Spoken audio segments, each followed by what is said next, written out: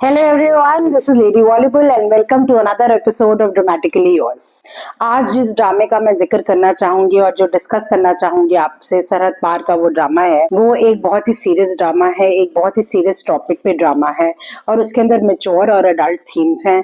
तो मैं आप लोगों को पहले ही ट्रिगर वार्निंग दे दूं that if you are somebody who doesn't watch very serious dramas, this drama is not for you. But क्या करें, जो ये टॉपिक्स डिस्कस कर रहे हैं ये हमारे माशरे की, हमारे सोसाइटी की रियलिटी है। ये रोज आए दिन हम खबरों में सुनते हैं। It is splashed across our TV screens 24/7 across the globe. It is not only this country or that country, it is happening to humanity all over the world. We have a society that's rotten to the core. There are some evil elements which believe in doing evil things and degrade humanity and our trust in the greater goodness of mankind. ये drama है आखिरी बार, जो express TV channel है एक, उस पे आता है। हमने तो चलो यूट्यूब पे ही देखा है। इसके अंदर है वेटरन अदनान सिद्दीकी, जिनको आपने बहुत ही सुपरहिट ड्रामा मेरे पास तुम हो में देखा होगा, और इन्होंने श्रीदेवी के हस्बैंड का कैरेक्टर प्ले करा था इन द मूवी मॉम, तो आप उनसे इनको पहचानते हैं। जो बहुत ही अमेजिंग और सुंदर बात इसकी अदनान ने की है that he has very graciously and gracefully embraced his grace.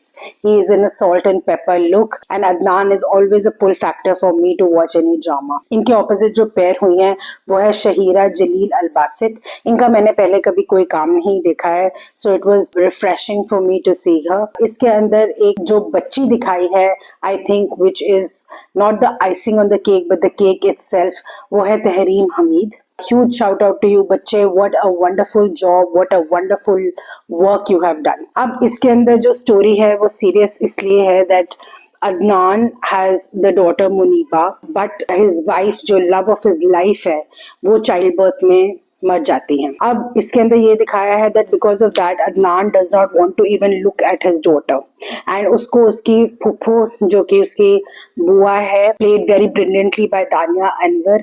इनको आपने देखा होगा उष्णा की सिस्टर के रोल में in the drama serial Habs, and ये बहुत ही लेजेंडरी एक्टर नदीम बेग की डॉटर इन लॉ हैं। तो she is been brought up by फूफो and Adnan hates her so much that he doesn't even look at her. तो मैंने अपने आप से सोचा कि क्या ये हो सकता है कि कोई फादर अपने बच्चे को इतना हेट करे just because he lost the love of his life, because of जिसमें उसकी कोई गलती नहीं है। वो तो पैदा हो गई, उसका पैदा होने का टाइम तो निश्चित था। अब वो क्या करे कि उसका बाप उसकी तरफ देखता तक नहीं है। तो ये थोड़ा सा मेरे लिए डिस्टर्बिंग और आप कह सकते हैं कि रिटोरिकल क्वेश्चन मैं अपने आप से पूछती रही। जो फरियाल है, जो उनकी फुफू है मुनीबा की, she is suppose to get married and you know she is worried कि कैसे ये बच्ची अकेली रहेगी बिकॉज बाप तो देखता नहीं है। So she brings Gauhar Shahiraj character into the fold and उनकी शादी वो अदनान से करा देती हैं। Adnan character's name is Shahryar, you know, can not forget his first wife, but somehow things get a little better and Gauhar delivers a child.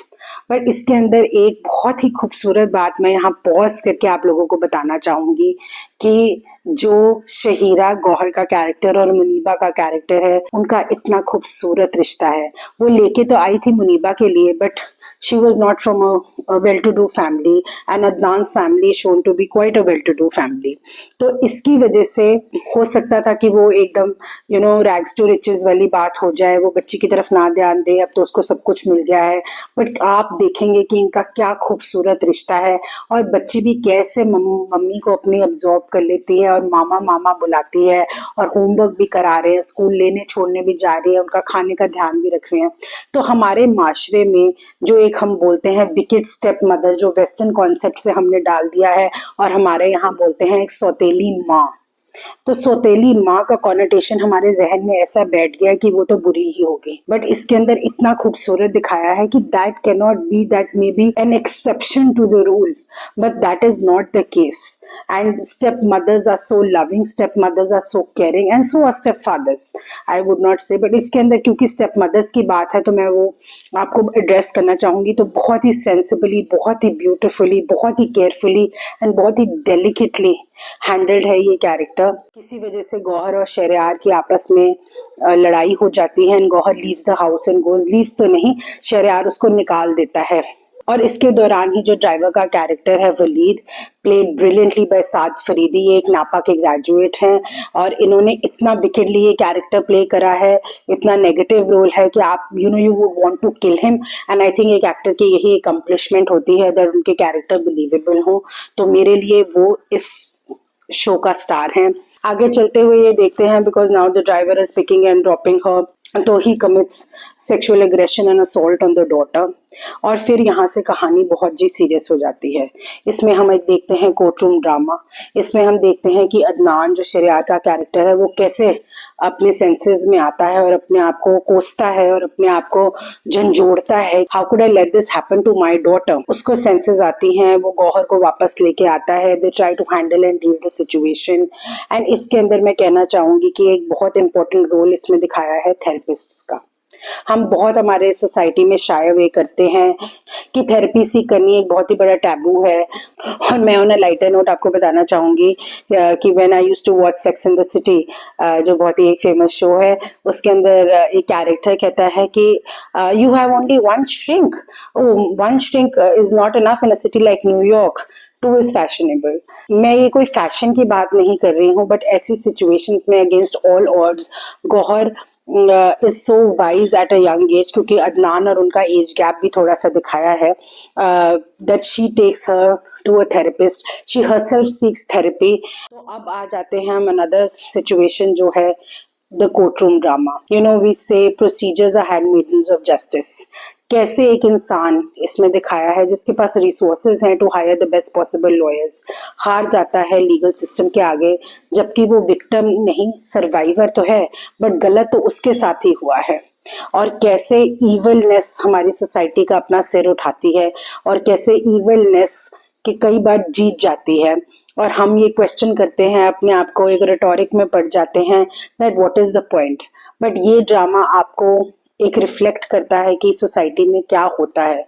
It's a grim reality, I know it's a sad reality. अगर आपने entertainment करनी है अपनी, तो आप क्यों ऐसा एक ड्रामा देखेंगे। But if you are a serious consumer like me of dramas, मेरे को लगता है ये बहुत ही बोल्ड मूव है on the part of this production, एक बहुत ही बोल्ड मूव है on the part of the channel to show such mature drama. कैसे एक इंसान लीगल सिस्टम से हार जाता है, कैसे दिखाया है कि स्कूल भी बच्चे को सपोर्ट नहीं करता है, आसपास पीयर्स तो छोड़िए, माँ बाप कंप्लेंट करने लग जाते हैं, क्योंकि हम अक्सर यही सोचते हैं कि this can not happen to us, this can happen to somebody else. ये दिखाया गया है कि पेरेंट्स के सपोर्ट हो तो ऐसे बच्चे कितने प्रॉस्पर करते हैं।